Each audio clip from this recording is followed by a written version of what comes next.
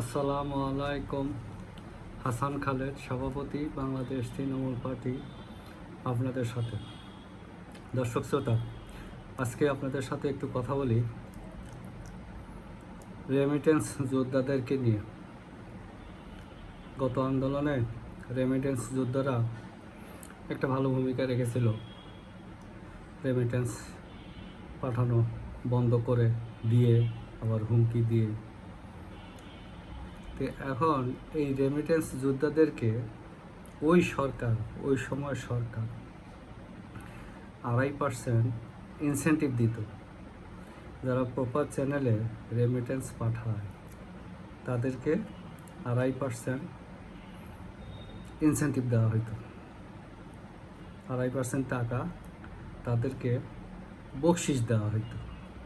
তো যাই হোক, এটা পরিবারের কাজেই লাগতো। তো এখন এই সরকার এসে সামনে বাজেট করবে, টাকা তো নাই, কোথাও টাকা নাই। 2001 থেকে 2006 সালে যেরকম কোথাও বিদ্যুৎ নাই, যেদিকে চোখ যায় শুধু অন্ধকার অন্ধকার। তো সরকারের তো এই অবস্থা।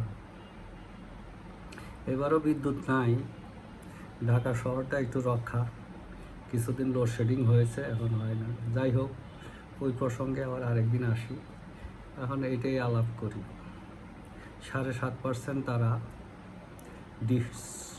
ট্যাক্স কাটতে চায় অ্যাট সোর্স। ব্যাংকে টাকা আসলেই তারা ট্যাক্স কেটে নেবে। যেখানে আগে সরকার 2.5% দিত, ওরা এখন 7.5% কেটে নেবে। তার মানে 10% চলে গেল। 7.5% কেটে নিলে তার ওই 2.5% দিবে না, 10% টাকা চলে গেল। চিন্তা করেন কী অবস্থা। এই 10% টাকা যদি নাই হয়ে যায়, তাহলে কি রেমিটেন্স কি ব্যাংকিং চ্যানেলে আসবে? হ্যাঁ, আর ব্যাংকিং চ্যানেলে যদি না আসে, তাহলে রিজার্ভের দশা কি হবে? রিজার্ভ কমে যাবে। তো বৈদেশিক বাণিজ্যের পেমেন্ট কিভাবে হবে? আমাদের তো দুইটাই সোর্স, একটা হলো রেমিটেন্স আর একটা হলো গার্মেন্টস। এই দুইটাই তো সোর্স। যে সময় বাংলাদেশ তৃণমূল পার্টি চায় যারা ফরেন ওয়েজ আর্নার্স, যারা ফরেন কারেন্সি যারা আর্ন করে, মানে রেমিটেন্স যোদ্ধা যাদেরকে আমরা বলি, তাদের কল্যাণের জন্যে সর্বোত্তম ব্যবস্থা নেওয়ার কথা যখন সরকারকে পরামর্শ দেয়, সরকার এই সময় একটা বার্ডেন দিয়ে দেয়। এটা খুবই বাজে। এটা করা যাবে না, এটা করা যাবে না, হয়তো হবেও না, হয়তো এটা হবেও না। তো এটা করাও যাবে না। এখন উপরন্তু তাদেরকে তাদের কল্যাণের জন্য, যারা এই রেমিটেন্স যোদ্ধা আছে, তাদের কল্যাণের জন্য কিছু প্রকল্প হাতে নিতে হবে। তাদেরকে পেনশন স্কিমে আনতে হবে। এটা রাষ্ট্রই করবে। তারা যখন কাজ করে দেশে ফিরবে, যাতে একটা পেনশন পায়, এই কাজটুকু জনগণ তাদের জন্য করে রাখুক, রেডি রাখুক।